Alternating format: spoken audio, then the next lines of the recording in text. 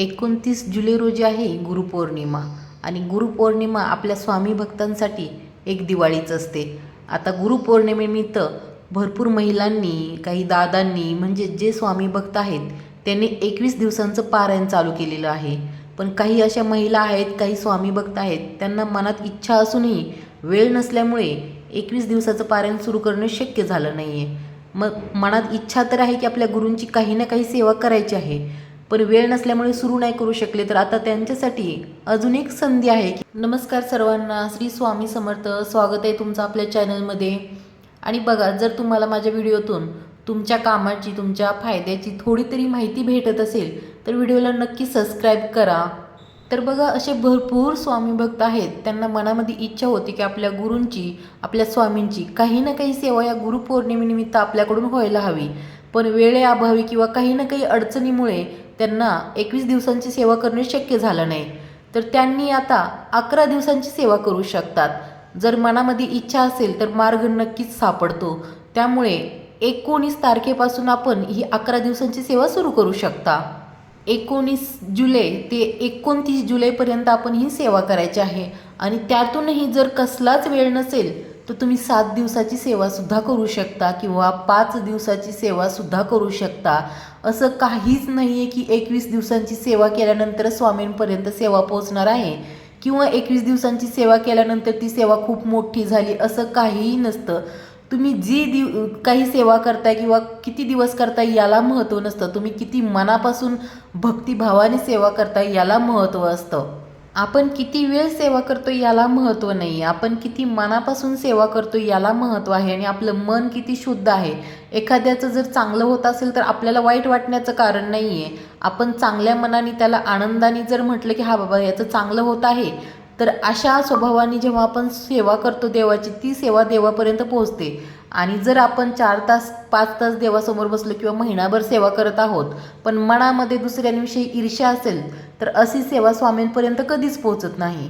त्यामुळे जर तुम्हाला स्वामी भक्ती करायची इच्छा असेल, स्वामी सेवा करण्याची इच्छा असेल तर तुम्ही अवश्य करावी. मग किती वेळ आहे, किती दिवस आहेत याकडे पाहू नये. तुम्हाला जेवढा वेळ आहे तेवढ्यात तुम्ही स्वामी सेवा करा किंवा जेवढे दिवस तुम्हाला वेळ भेटणार आहे तेवढे दिवस तुम्ही पारायण करू शकता.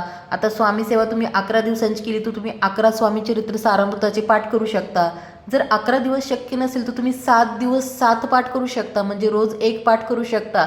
1 ते 21 अध्याय मिळून एक पाठ होतो. असे रोज तुम्ही एक पाठ म्हटलं तरी 7 पाठ होऊ शकतात. आणि ही सेवासुद्धा कमी नाही आहे. म्हटलं ना की स्वामी सेवा तुम्ही किती दिवस करता याला महत्त्व नाही, किती मनापासून करता याला महत्त्व आहे. जर तुम्हाला स्वामी चरित्र सारामृत पाठ करण्यासाठी वेळ नसेल तर तुम्ही तारक मंत्राची सेवा करू शकता. रोज 11 दिवस 11 वेळेस तारक मंत्र पठण करू शकता. तेही शक्य नसेल तर तुम्ही जपमाळ करू शकता. रोज 11 माळी जप करू शकता. 11 दिवस 11 माळी जप करायचा आहे. आणि ते शक्य नसेल तर तुम्ही 7 दिवसाचं करू शकता. संकल्पयुक्त केलं तर आपल्याला ते रोजच्या रोज करणं असतं. जर संकल्प न करता तुम्ही केलं तर जेव्हा तुम्हाला वेळ आहे त्यावेळेस तुम्ही ती सेवा करू शकता. आणि या सर्व सेवा करण्यासाठी वेळ नाही आहे, पण या सेवेंपेक्षाही सर्वात मोठी सेवा म्हणजे नामजप सेवा. आणि नामजप सेवा तुम्ही केव्हाही, कुठेही, कधीही, कोणत्याही क्षणी करू शकता.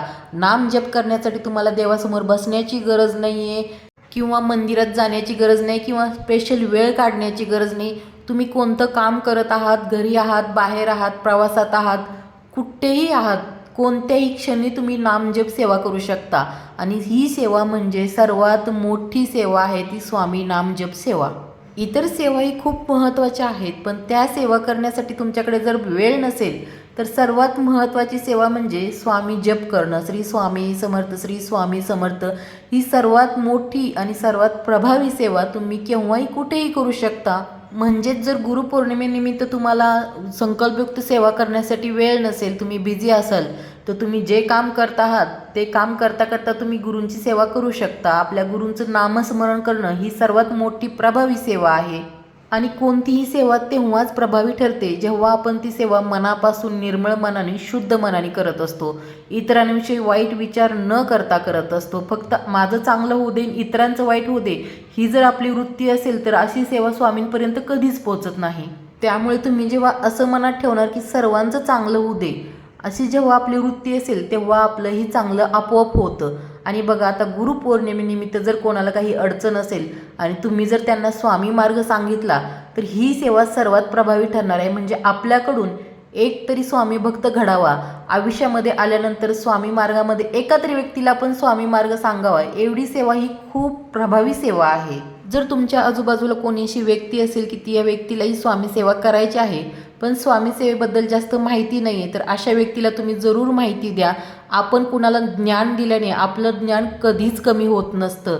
तर बघा, गुरुपौर्णिमेनिमित्त जेवढे दिवस तुम्हाला सेवा करणं शक्य आहे तेवढे दिवस तुम्ही सेवा करा. आणि तुम्हाला काहीच वेळ नसेल तर तुम्ही स्वामी नामजप करा. श्री स्वामी समर्थ हा नामजप तुम्ही कंटिन्यू करत राहा. आणि व्हिडिओ आवडला असेल तर व्हिडिओला लाईक करा, कमेंट करा. तोपर्यंत सर्वांना धन्यवाद. भेटूया एका नवीन व्हिडिओसोबत.